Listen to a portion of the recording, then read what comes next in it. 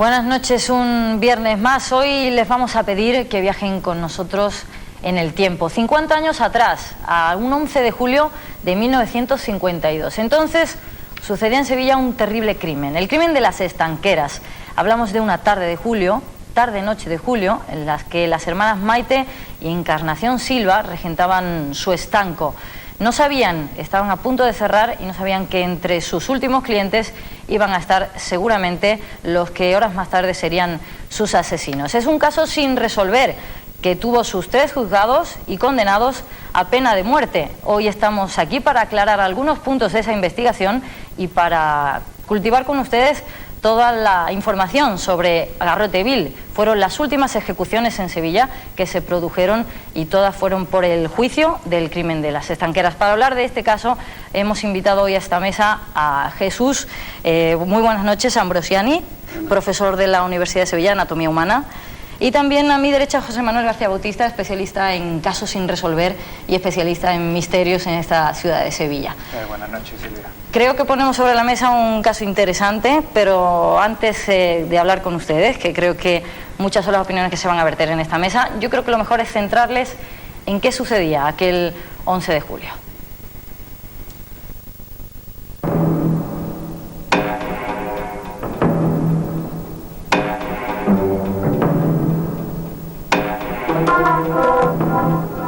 Tras esta puerta se esconde uno de los crímenes más recordados en la ciudad.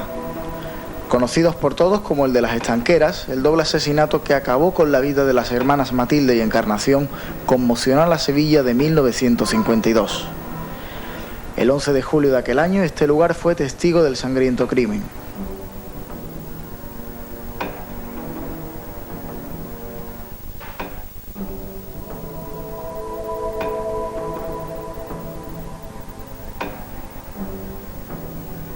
Un estanco en la calle Menéndez Pelayo.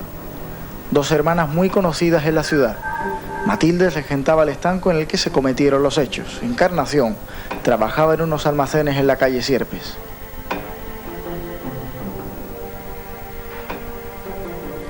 El diario ABC se hacía eco de la noticia con el siguiente titular: Asesinato de 2 señoras en un estanco de la avenida Menéndez Pelayo. El periódico de aquel día mostraba la imagen de las víctimas, la fotografía de 2 señoras bien avenidas y cuyo capital, según la prensa de aquel día, era superior a las 100.000 pesetas, toda una fortuna en la época.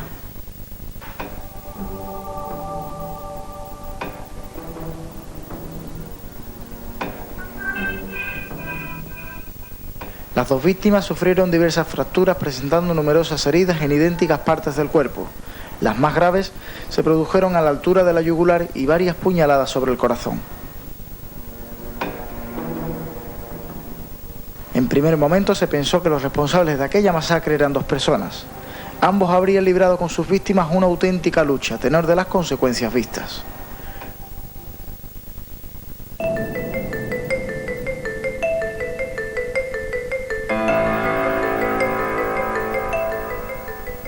Los asesinos buscaron la hora adecuada, el espeso calor del mediodía como único testigo y la soledad de un estanco que despachaba a sus últimos clientes. Sorprendentemente nadie en el edificio se percató del hecho. Los asesinos cerraron la puerta del establecimiento, se apoderaron del dinero y se dieron a la fuga. Un crimen planeado cuyo único móvil pareció robo. Sus asesinos, una cuestión todavía en duda. Juan Vázquez Pérez, Lorenzo Castro Bueno el Tarta y Rafael Pérez Gómez fueron acusados y condenados a muerte. En cualquier caso, el crimen de las estanqueras no solo pasó a la historia por la crueldad del hecho. Se condenó a muerte a los verdaderos asesinos. ¿Es cierto que uno de los responsables pudo ser miembro de la propia familia de las estanqueras? ¿Vivió durante años el verdadero asesino quedando impune ante los ojos de la ley? Sucedió en Sevilla desvela esta noche todas las claves de un asesinato que conmocionó a la ciudad. Pues yo creo que perfectamente explicado el caso, o al menos lo que acontecía, la realidad, los hechos de ese 11 de julio.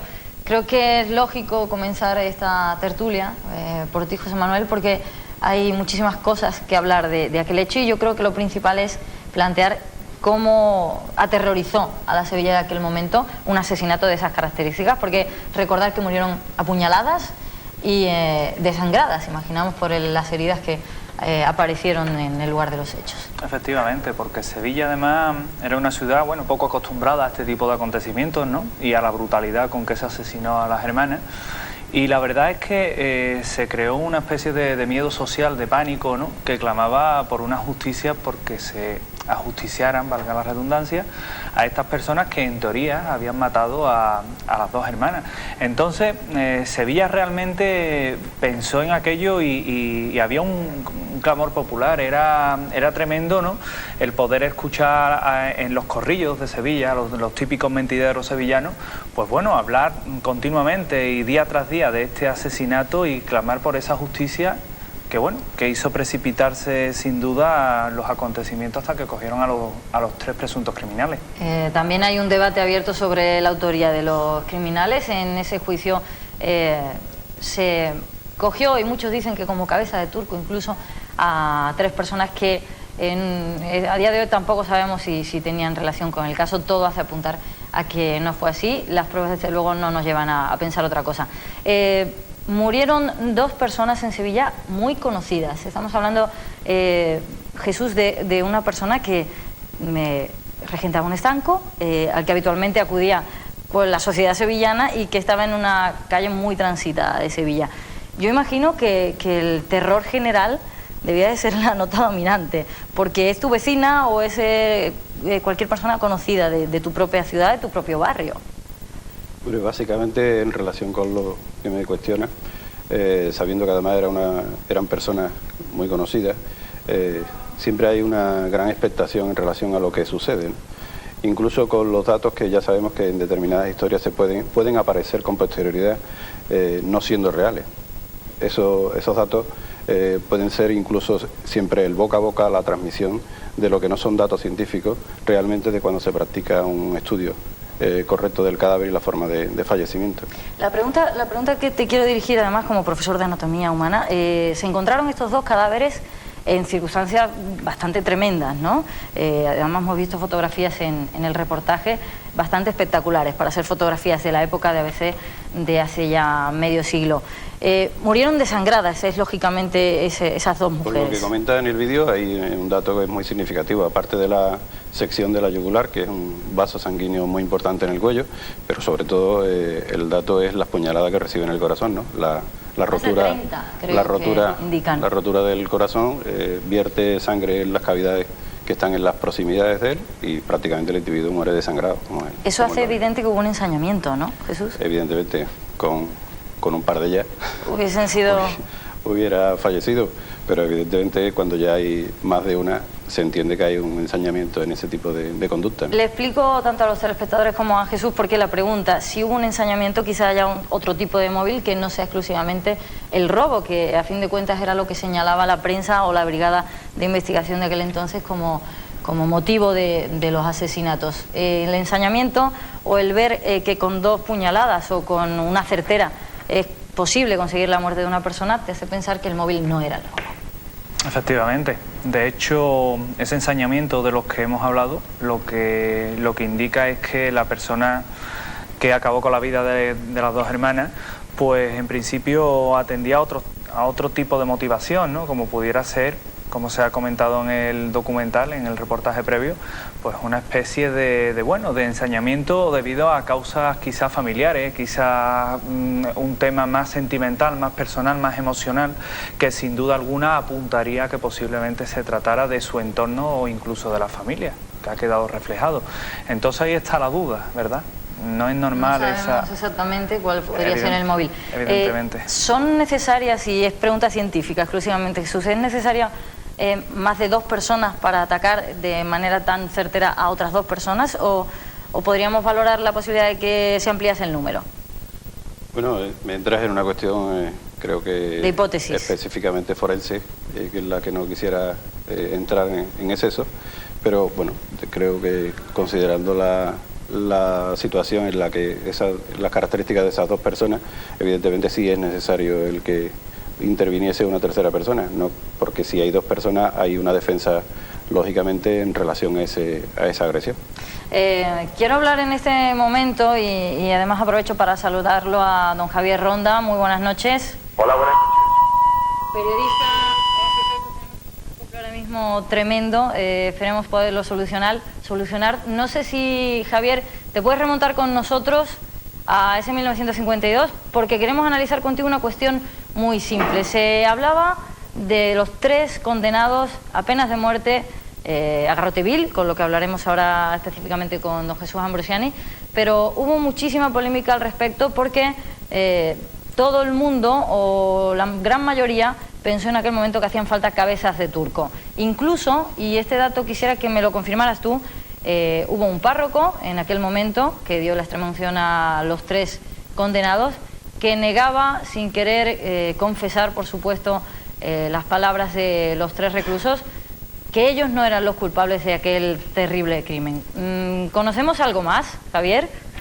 Bueno, lo que siempre se ha dicho en la historia, incluso se ha escrito bastante del conocido caso de la estanquera, que ha llegado incluso al cine, a las novelas, por conocidos abogados de Sevilla, periodistas, incluso policía. En alguna ocasión se había dicho que este caso se había podido cerrar en falso en cuanto a lo que fue depurar las responsabilidades. Lo que sí al final se comprobó en cuanto a la investigación, que las 3 personas, los 3 imputados, eran delincuentes, digamos, de bagatela, y que curiosamente fueron, dentro de la historia criminal de Sevilla, en cuanto al capítulo de las estadísticas, las personas que fueron ejecutadas últimas a garrote vil, la antigua prisión de Sevilla. Después creo recordar que se ha producido en los años 60, quizá ya tocando los 60, alguna ejecución más, pero ya era bajo la jurisdicción militar.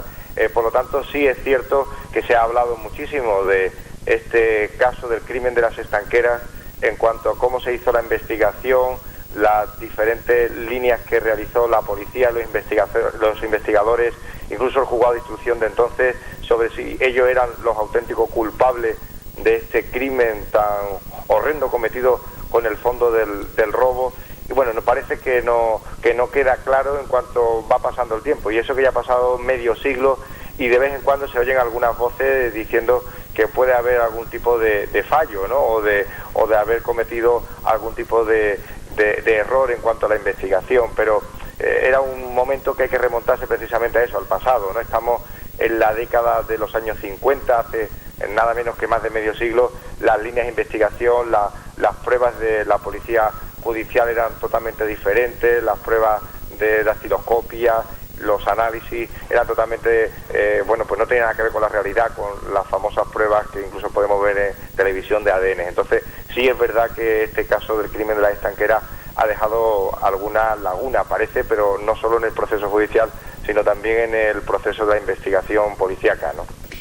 Como periodista experto en sucesos y tribunales, yo supongo que habría muchísimas cosas en ese juicio que son para llevarse las manos a la cabeza. Este hecho concreto del que te hablaba, del párroco, fue Vox Populi en Sevilla. Sí, y además incluso hay varias anécdotas relacionadas con este caso. Recuerdo que contaban cómo el tribunal, que entonces tenía que estar formado por 5 miembros, es decir, por 5 jueces cuando una persona se le condenaba a muerte, tenía que asistir al lugar de la ejecución, digamos, para certificar desde el punto de vista judicial que la persona había sido ejecutada. Hubo incluso una apelación por parte de la Fiscalía de entonces, y el caso llegó al mismísimo alto tribunal, al Tribunal Supremo, y se había impuesto en la primera instancia, es decir, en la jurisdicción de Sevilla, una pena de muerte. Sin embargo, el Tribunal Supremo corrigió incluso esta sentencia e impuso, porque técnicamente era así, por el doble crimen de las estanqueras, impuso 2 penas de muerte, lo cual evidentemente es imposible de ejecutar, pero desde el punto de vista técnico-jurídico, pues esta fue una de las rectificaciones que se hicieron por parte del alto tribunal. Y también la presencia esa destacada de algunos juristas, incluso ya por el paso del tiempo quedan algunos de sus hijos que siguen con la carrera judicial y aún se estremecen cómo sus padres tuvieron que asistir a esta condena de muerte en la década de los 50 en la antigua prisión de Sevilla para ejecutar al Tarta, ¿no? En una famosa ejecución donde incluso aparecieron los hermanos de la Caridad para dar el auxilio correspondiente y posterior hacerse cargo de los cadáveres. Es muy conocido en estos ambientes no solo la ejecución y lo que significaba y dar esa tutela, ¿no?, de que se había ejecutado la sentencia, sino también el hecho de que los 5 miembros del tribunal tenían que estar no presentes, digamos, como hemos visto en las películas, en la misma sala, pero sí en una sala contigua para certificar que todo el proceso, es decir, que se había cumplido y se había ejecutado la sentencia entonces. Javier, muchos hemos visto las películas e incluso hemos leído artículos en prensa sobre este crimen. Se ha creado un poco de mito sobre la propia realidad. No sabemos ya a ciencia cierta qué es verdad y qué es mentira. ¿Tú tienes conocimiento de algún dato real sobre el caso? Bueno, real es lo que pasó, ¿no? En cuanto a la investigación, los robos, los asesinatos, el Tarta y sus secuaces, el mundo de Lampa sevillana de los 50, lo que hizo la policía, cómo se desarrolló el juicio, cómo se hizo la investigación policial. Quedan ya muy pocos supervivientes, prácticamente nada, pero bueno, sí es cierto que lo que se sigue diciendo muchas veces es si el Tarta fue realmente. Bueno, cabe la posibilidad de que fuera o no fuera.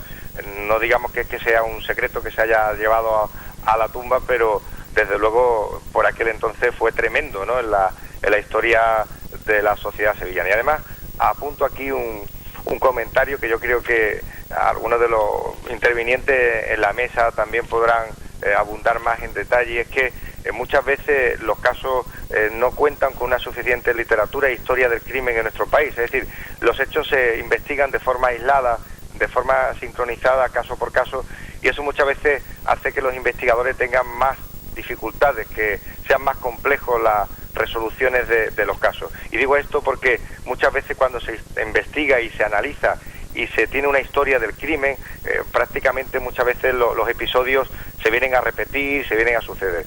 Y bueno, esto parece que una vez más se produce no solamente en el caso del crimen de las estanqueras, donde desde luego yo creo que, fijaros, estamos 50 años después, o incluso más, ¿no?, 54 años después, siguiendo hablando de lo mismo, si queda algún fleco suelto, algún cabo sin atar, y desde luego sí es verdad, y eso a nivel general, que poco a poco se intenta hacer una historia del crimen y tener una cronología, tener una fase de investigación año tras año para abundar y tirar de estos datos. No me refiero a los archivos policiales, sino a tener lo que se llama una investigación cronológica y también de historia criminal, que adolece muchas veces por parte de los investigadores, más que nada por falta de medios, o también en algunas otras ocasiones, bueno, porque no se ha planteado así a otros modelos policiales donde sí existe esta naturaleza a la hora de saber cómo se investigan los casos con asesinatos y con homicidios. Pues Javier, vamos a seguir comentando además esas carencias que comentabas con los propios compañeros de esta mesa, y a ti te vamos a despedir, que seguramente tengas muchísimas más cosas que hacer, además de participar en esta mesa de hoy. Muchísimas gracias por la participación, no demasiado extensa, pero sí que muy acertada. Muchísimas gracias, Javier. Gracias y buenas noches. Pues vamos a continuar analizándolo. Queríamos hablar con Javier Ronda, porque lógicamente es especialista en este tipo de casos, pero planteaba una cuestión que no sé si es igual en las brigadas de investigación de aquel entonces o también para los forenses de aquella época. No sé si las necesidades de ahora o las de antes se veían desprotegidas porque no había los medios suficientes como para analizar pues una muerte o hacer no sé si analizar médicamente la muerte de una persona era exactamente igual que ahora. ¿En qué ha cambiado? Porque estamos viendo además sobre la mesa, Jesús, que traes 2 esqueletos o 2 cadáveres, yo exactamente no te sé decir porque me es bastante desagradable, pero serás tú el que me expliques cómo se puede analizar a día de hoy una muerte de estas características. Estamos hablando, José Manuel, de que murieron condenados a pena de muerte los 3 asesinos de aquel entonces juzgados a garrote vil. Bien, yo efectivamente no por mi condición de profesor de anatomía no tengo la condición de forense, no puedo orientar excesivamente el tema. Sí me consta porque son mis compañeros la cualificación profesional que están teniendo hoy en día y que cada vez pues se van subsanando más los errores del pasado. Evidentemente la metodología científica que se está empleando hoy en día, pongamos lo más sonante que hay ahora mismo, la determinación de las características del ADN, en aquel entonces no se podían hacer. con lo cual era posible descartar qué tipo de persona o qué persona por sus características era la que participaba en aquel momento o no participaba en aquel momento.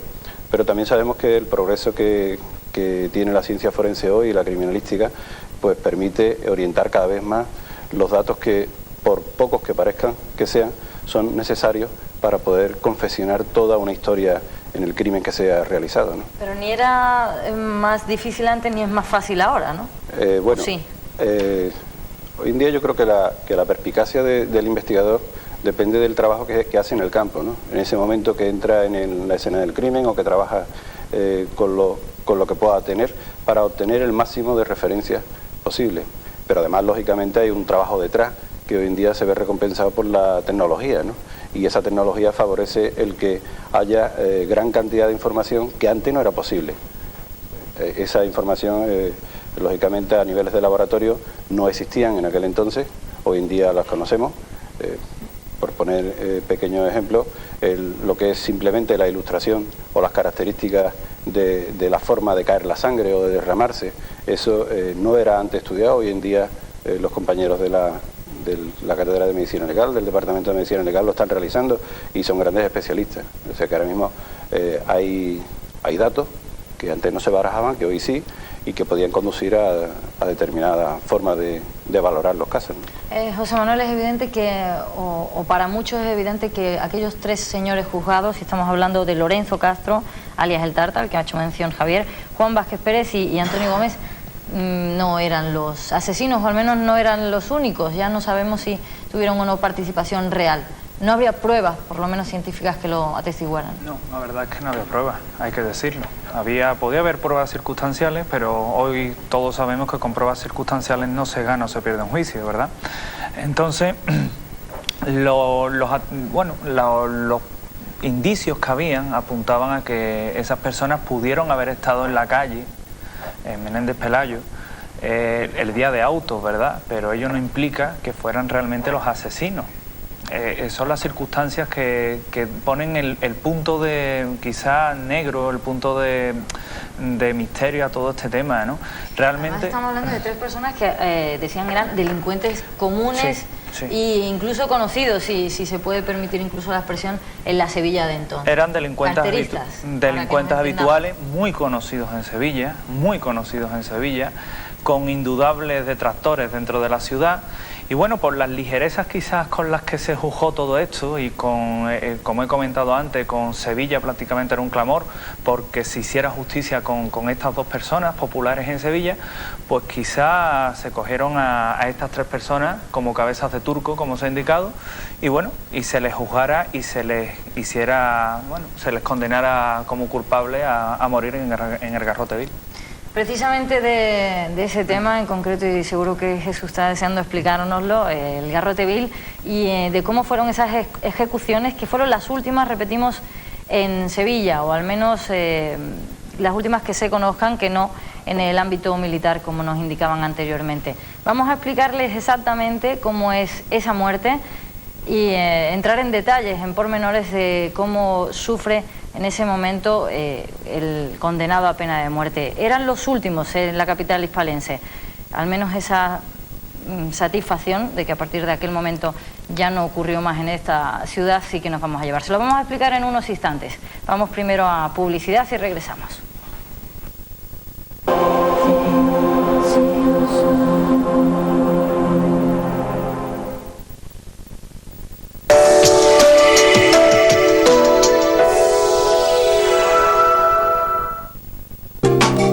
Catherine Barros.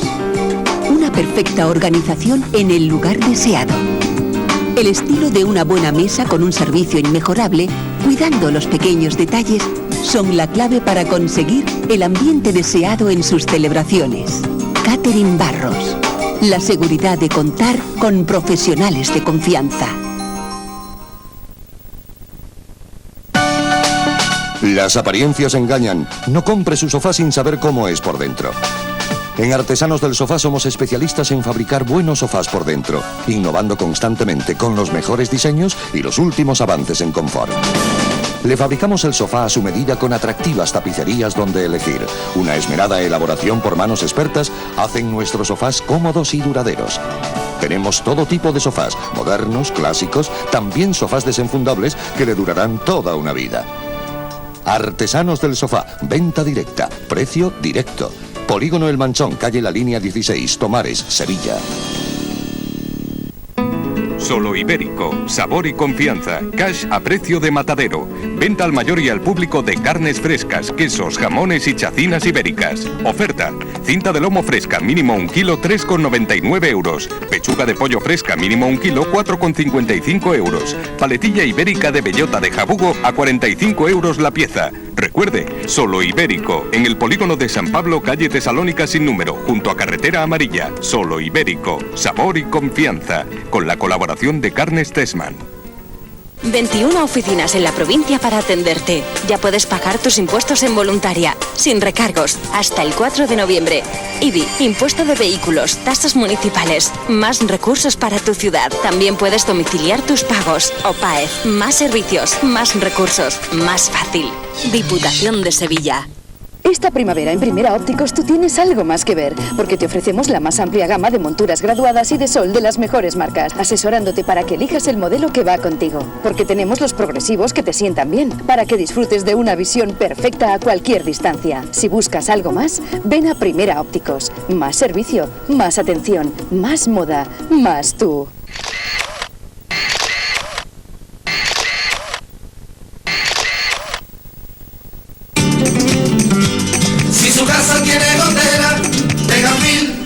Tiene la solución. Y solución también a su financiación. Si su fachada tiene problemas, Tecafil. Con Tecafil pague hasta en 3 años sin entrada y sin intereses. Si su piscina es una ruina, Tecafil. Sí, como lo oye, 36 meses sin entrada y sin intereses.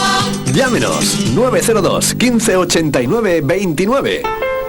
Llevamos 30 años en España y 10 en Sevilla solucionando el problema del cabello. Centro Capilar Mariano García. Experiencia, profesionalidad y el buen entendimiento nos avalan. Seguimos ofreciéndole la primera visita con examen y tratamiento en sala totalmente gratis. También contamos con asesoramiento médico. No le prometemos milagros, pero sí el cuidado esmerado de su cabello. Centro Capilar Mariano García. Estamos en Gran Plaza 15, primero. Teléfono 954 57 37 01.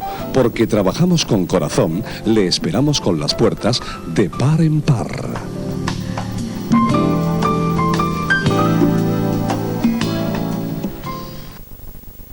Trazos, maestros en mueble juvenil. Trazos, muebles juveniles, diferentes. Con Trazos, donde caben 2, caben 4. Especialistas en dar las máximas soluciones para los mínimos espacios. Trazos, no decimos que somos los mejores, lo dirás tú. En Sevilla, calle Génova número 4 junto a Plaza de Cuba, calle O'Donnell número 13 y en autovía Sevilla-Málaga kilómetro 3, polígono La Chaparrilla. En Cádiz, polígono Urbisur, avenida de los Descubrimientos número 90.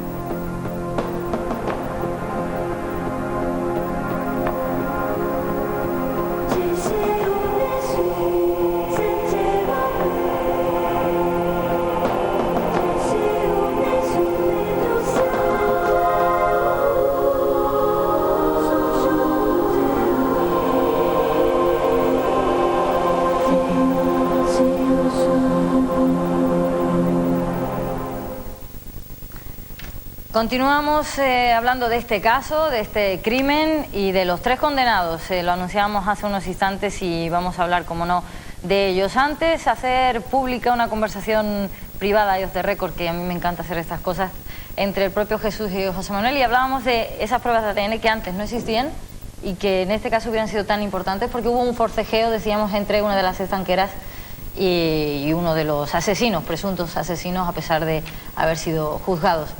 Tan simple como haber analizado esos restos de sangre y tendríamos al menos descartados o inculpados, ¿no? O inculpados, exactamente, porque al menos una de las hermanas se sabe que pudo haber tenido un forcejeo con uno de ellos, lo cual siempre a la hora de defenderte deja rastros en las uñas, rastros de sangre, de piel, y evidentemente eso hoy en día, no hace 50 años, Pues es muy sencillo de analizar, sencillo entre comillas, evidentemente. Basta con sacar unas muestras y hacer una prueba de ADN. Y con las pruebas de ADN se comparan con los sujetos inculpados y se puede demostrar, bueno, su presencia y su inculpabilidad en el delito o no, con lo cual hubiera sido una cosa rápida. Vamos a hablar del garrote vil y de esa horrible muerte, Jesús, pero antes de hacerlo contigo personalmente, yo creo que lo mejor para todos es ver un magnífico vídeo explicando en qué consistía esa pena de muerte de la época.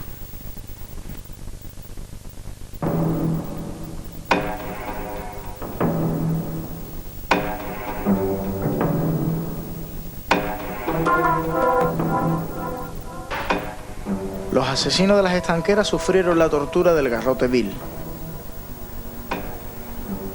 En el sótano de la Audiencia de Sevilla encontramos el instrumento con el que se les agarrotó casi 3 años después de cometer el crimen. El famoso garrote vil es un aro de hierro sujeto a un palo para estrangular a los condenados a muerte. El tornillo hace retroceder el collar de hierro matando a la víctima por asfixia. Un instrumento popularizado en la Inquisición, pero que en España fue usado hasta que en 1975 se abolió la pena capital. El que se aprecia en la imagen está guardado bajo llave en el sótano de la Audiencia de Sevilla. Sevilla Televisión tuvo acceso a su grabación y a la comprobación in situ de su estado después de emplearse por última vez.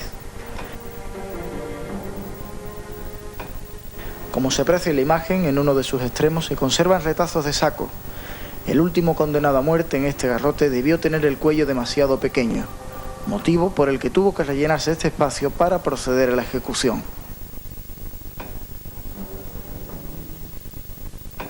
El garrote vil para las estanqueras fue la justicia, para el condenado la muerte más asfixiante.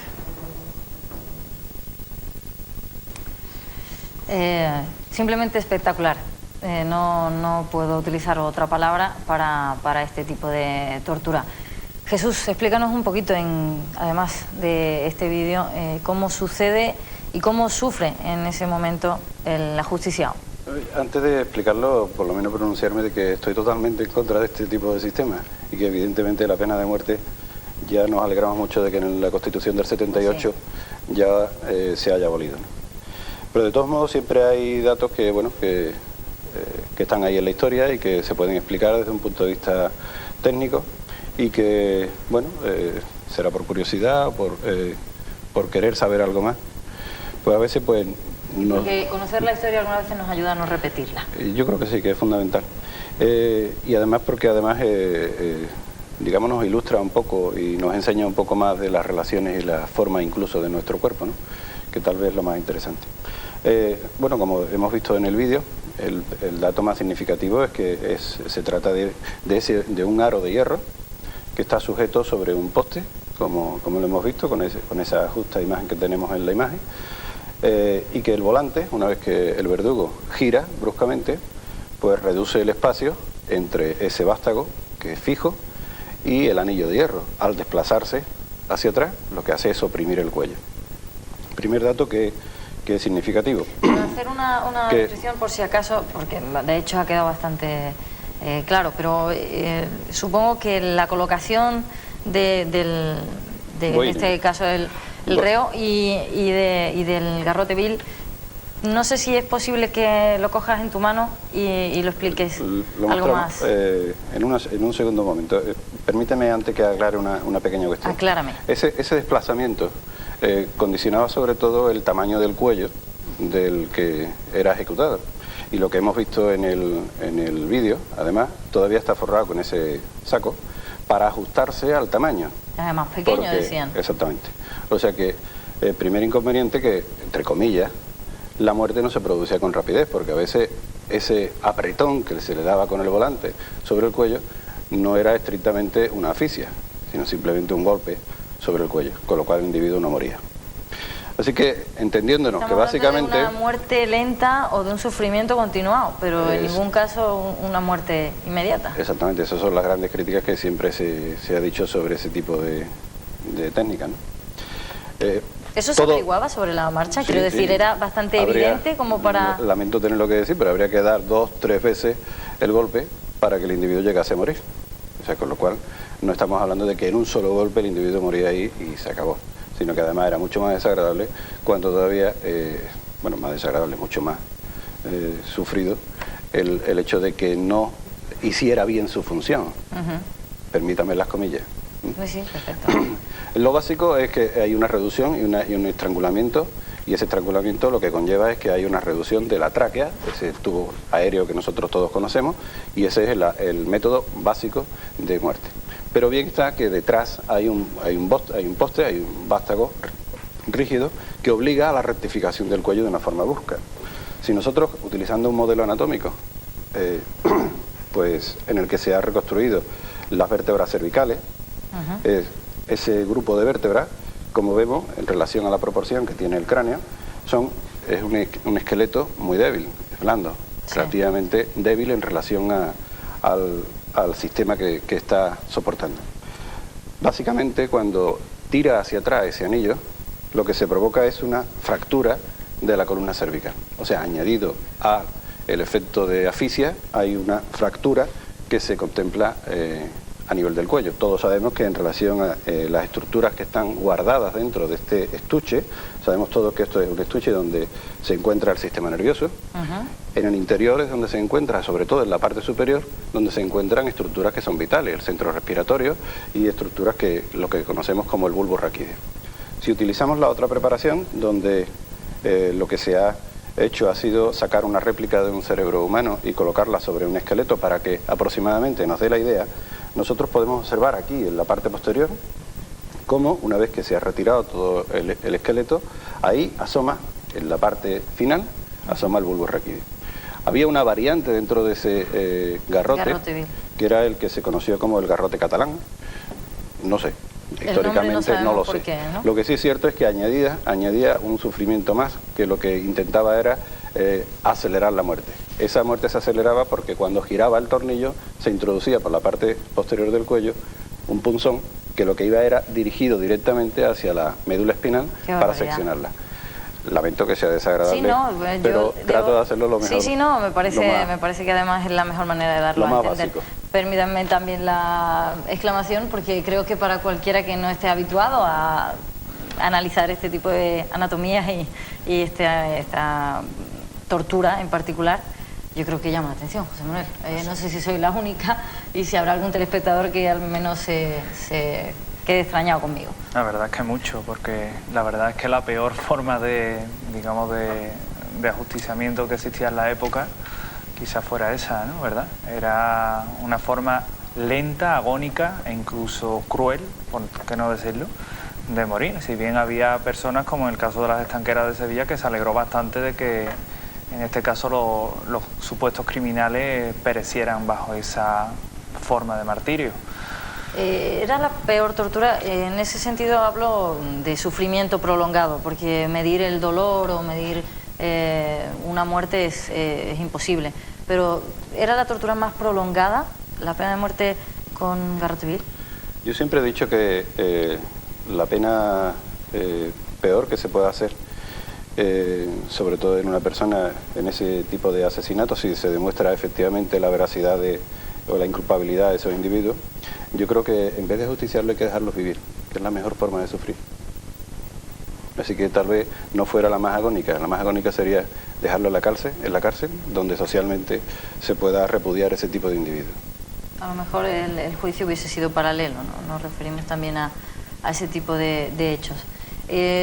Llegamos por fin al 75, cuando se abole esta pena de muerte, y supongo que para ese momento personas que tendrían que realizar una labor que no consideran para nada agradable en sus funciones, por mucho que uno se abstenga e intente alienarse de lo que vive, ¿no? Hablo del verdugo, de la persona que tiene que realizar este tipo de torturas.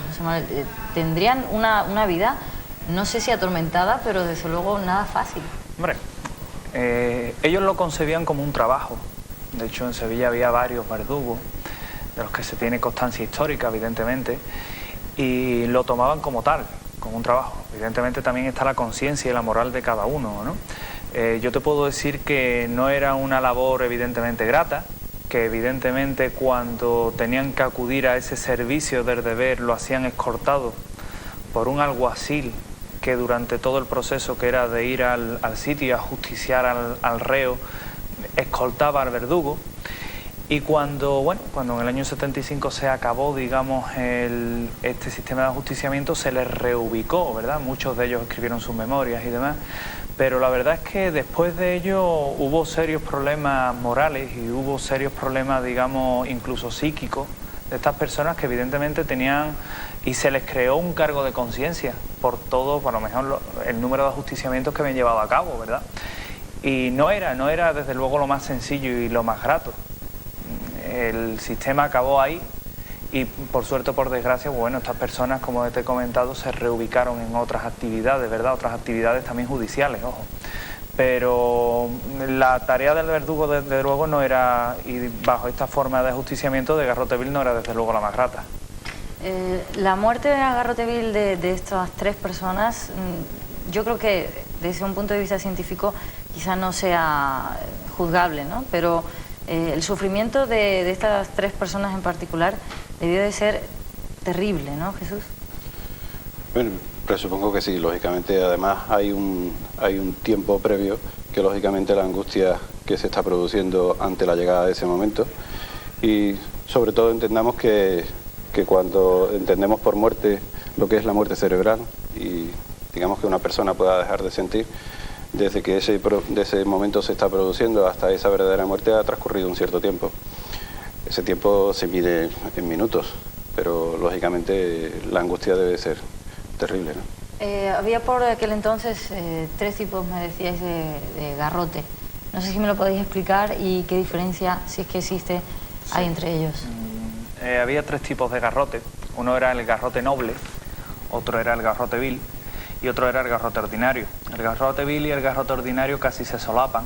La diferencia estaba quizás en la forma de conducir al reo al patíbulo. Luego, como ha comentado el compañero, pues evidentemente había una variación con el garrote catalán. Pero bueno, en el garrote noble el reo, el ajusticiado, iba lo que era el patíbulo en un caballo con la cara descubierta y las manos en la espalda, hasta que se le bajaba, se le sentaban esa especie de potro y bueno, se acababa con su vida de la misma forma, o sea, el tornillo, esa especie de tornillo en la garganta, hasta que se acababa con su vida. Luego estaba el garrote vil, que prácticamente, como he comentado, se solapa con el ordinario, que lo que básicamente hacía era que el ajusticiado iba a ese garrote de espalda en una especie de borriquillo. Se le llamaba, que iba al patíbulo apollino, porque iba de espalda y con una capucha. Se le ajusticiaba de la misma forma. Y luego, como también comentaba antes con el compañero Jesús, pues básicamente está una variante de ese garrote, que es el garrote catalán, que lo ha explicado él, que en lugar de esa especie de mordaza que iba apretando hasta que al final partía la tráquea, era un punzón que entraba en lo que es el bulbo y acababa con la vida del ajusticiado. Eran los tres tipos de garrotes que se usaron en España. En Cataluña, por cierto, durante un periodo de tiempo más largo que en España, el garrote catalán, evidentemente, y luego en Latinoamérica, incluso en la zona asiática, sí se ha estado usando hasta más tarde este tipo de forma de acabar con la vida de los ajusticiados. Decíamos antes que quizás no sea la tortura peor, porque decías que la peor tortura es mantener en prisión a alguien ajusticiado el resto de su vida, ¿no? Y cargar con esa conciencia. Pero la más dolorosa sí es esta. Bueno, dentro de las variantes de la tortura, esta puede ser una que podemos considerar como rápida, ¿no? No es tampoco una de las más lentas. No quiero entrar en exceso de detalle porque sabemos que pueden existir otro tipo de variantes en cuanto a los que siempre hemos dicho torturas chinas, ¿no? Que pueden ser otro tipo. Simplemente nombrar el despellejamiento, que era una de las torturas más sangrientas que existían, ¿no? Aunque son propios de la Inquisición y no estamos ya en este tiempo, claro. Pues no, pero sí que es casi imposible pensar en que estamos hablando de hace 50 años, no demasiado tiempo más, y parece que, o al menos lo vemos, gracias a Dios, tan lejano que se nos ocurre que es de otro siglo y de otras épocas. Pues no es tan complicado y no nos tenemos que ir tanto tiempo atrás. Se nos hace todavía más difícil pensar que estas tres personas condenadas y ajusticiadas, imagínense ustedes que no lo eran. no eran culpables, quiero decir. Yo creo que hubiese sido pues muy significativo que en aquel entonces alguien más hubiese apoyado esa otra opción. Le preguntaba a Javier Ronda hace unos minutos, José Manuel, por el párroco que en aquel momento dio la extremaunción a los 3 condenados. Relatar cómo este señor, como este buen hombre se pone en la puerta de los juzgados y pide por favor la libertad para los condenados, debió de ser un acontecimiento, ¿no? Porque además tienen el silencio y como única causa en las confesiones de todos los reos. Este señor no rompió esa promesa, pero casi, ¿no? Tiene que ser una mezcla entre creencias religiosas y la necesidad de buscar un culpable, un choque en la sociedad bastante importante. Efectivamente, porque sin romper el voto de silencio que se le presupone a un sacerdote después de una confesión, que dicho sea de paso, nunca confesaron lo que fue este crimen, porque los 3 ajusticiados se sabían inocentes, que evidentemente se les juzgó como culpables, pues evidentemente el párroco acudió sin romper ese silencio a pedir esa clemencia de los que él creía que eran evidentemente inocentes, ¿no? Y es muy impactante pensar en la lucha que debió de tener esta persona tratando de clamar por la justicia de unas personas que evidentemente él sabía que no habían cometido ese asesinato. Tenían contra todo el mundo, tenían contra la propia justicia, tenían contra la ciudad de Sevilla, que clamaba justicia y ya tenía sus culpables, al fin y al cabo era lo que todo el mundo quería. Tenía unos criminales o a unos delincuentes comunes en Sevilla, que tampoco la gente se extrañaba que hubieran podido cometer ese delito, y tenía también en contra lo que era, incluso si me lo permite, las propias creencias de la época, ¿verdad? Entonces prácticamente era una lucha en solitario, una lucha, la verdad, desigual, que acabó pues evidentemente con oídos sordos a sus reclamaciones y con el posterior ajusticiamiento de los 3 condenados. 3 condenados que posiblemente, como hemos comentado, fueran inocentes. Quería remarcar una característica particular de este crimen, y es la posición en la que quedan las 2 hermanas tendidas sobre el suelo del propio estanco, ¿no? Y no sé si esto me va a servir para que me puedan analizar conjuntamente si el asesinato estaba pensado, programado e incluso había una línea de actuación, porque estamos hablando de 2 hermanas que mueren asesinadas y las 2 mueren colocadas en la misma exacta posición, las 2 con las mismas puñaladas y la misma muerte. No sé si eso recoge a un tipo de asesino o estamos haciendo hipótesis en vano. Por la hora en la que fueron asesinadas y por lo que se comenta, primero una de las hermanas escucha un sonido en lo que es la tienda, ellas vivían en la parte contigua, y la primera de ellas acude a ver ese sonido, posiblemente fueran atacadas por detrás, ¿verdad? Cae la primera y la segunda acude y evidentemente se la asesina de la misma forma. No es que haya un modus operandi en todo este juego, digamos, del asesino, pero sí es verdad que existe una misma forma de ejecutar, que era siempre cogiendo a la víctima casi desprevenida, ¿verdad? También la hora era una hora en la que el comercio estaba prácticamente a punto de cerrar, o sea, sabían qué día de la semana podía tener mayor recaudación. Estaba todo como muy estudiado, no era una cosa improvisada, una cosa que se dice de un día para otro de hacer, sino una cosa estudiada, una hora de visita en que se había hecho una caja buena, una hora de una visita bastante fuerte, y evidentemente hay una serie de indicios que apuntan a que el asesinato y robo, o el robo, ¿no?, estaba totalmente premeditado.